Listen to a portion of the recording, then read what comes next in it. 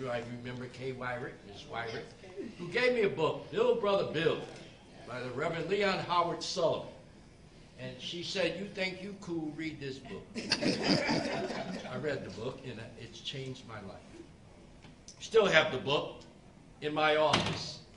And sometimes we go on eBay and buy some more of the books to give to those who really want to embrace Reverend Sullivan's vision. I say this with all conviction, and I assert to you that the work that you've done in New Britain and New London and New Haven, all the news, and Bridgeport, and even in Waterbury, has so much public value. Now, Reverend Lampkin's a nice guy. I'm not a nice guy. I served 20 years here. And in my 20 years in this legislature, we had to fight for OIC. And every time we fought for OIC, it just seems like they were diminishing and diminishing who we are. We have to come here and bring all the stuff, show everybody what we've been doing and all the empirical data and all the other stuff that everybody wants, but no other organization had to do it. Reverend Lampkin's very nice when he says we got $500,000. Well, back in the day, we got $600,000. We had a coordinating council, which was funded by $100,000, and that money left. So we don't have a coordinating council today. So we got cut $100,000.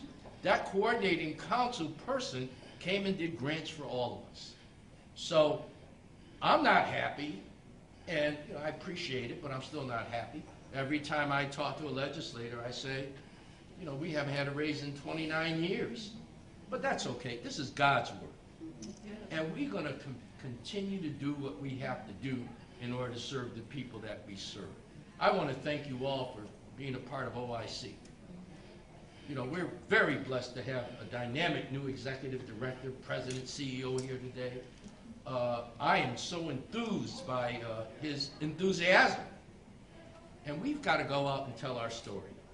That's one way of telling our story, but we need to bring people with us and tell our story.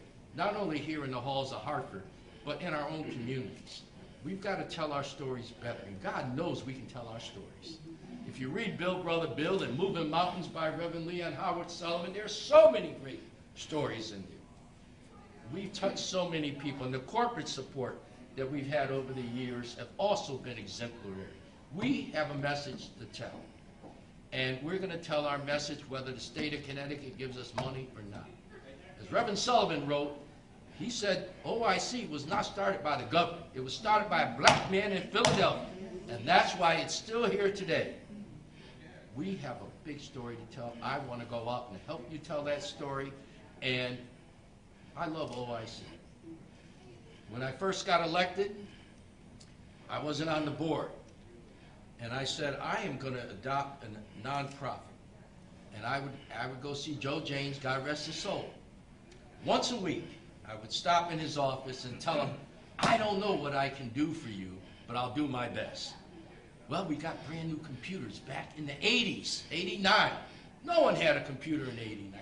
Reverend Sullivan was so far ahead of himself.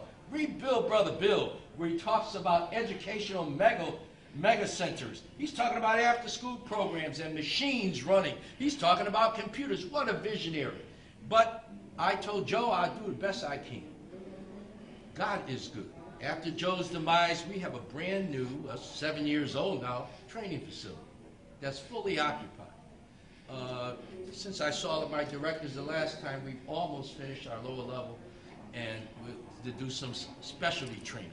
God is good.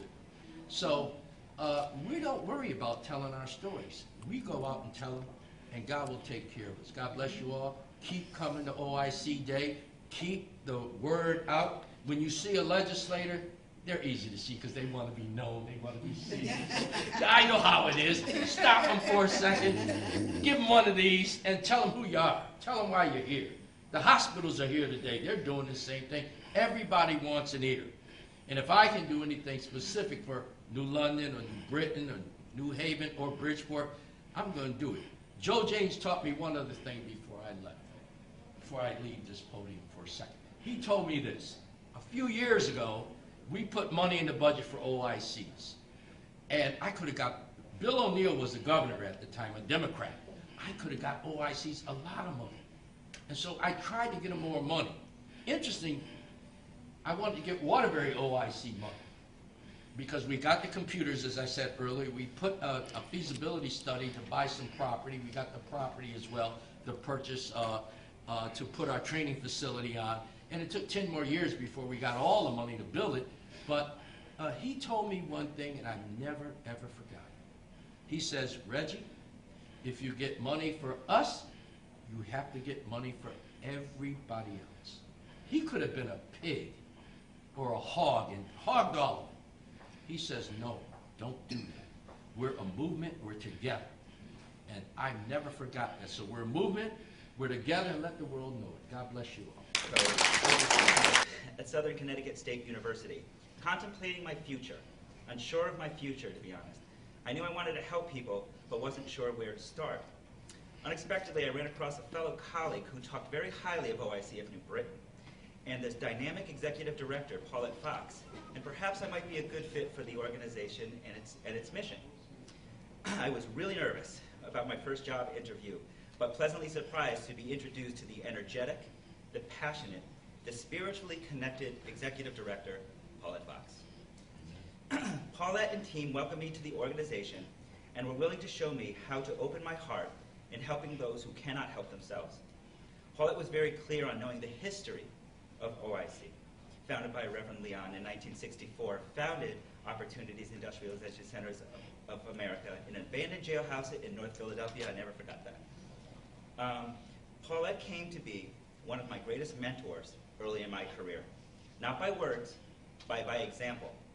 I watched her reach out to both troubled youth and adults wherever their lives have taken them. Gracious, open, heartfelt, and genuine. Paulette made it very clear that all people deserved a second chance, and everyone could be helped if they were willing to put in the work. Paulette taught me one of my first lessons, and I never forgot this, Ms. Fox. No one needs to validate you, Matt. One day you'll learn that for yourself. I have. Minister, and he always made me understand where I come from. As a little girl, my father was blind, and so he worked in New Haven, about 20 blocks away from our home. So he would walk to work every day. And when I was a little girl, he would make me walk with him. And I never understood why until I got older.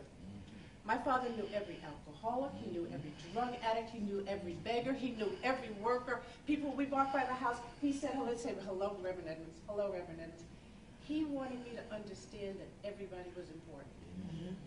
And that was the most telling thing that I could ever say about my whole life upbringing, is that I understand why I am here today is because I have to make sure everybody knows that everybody in this room is important. So please understand, we're fighting, we're trying. We've got a great organization of Black and Latino caucus members who are really rallying together. We're rallying together 2 bills this year.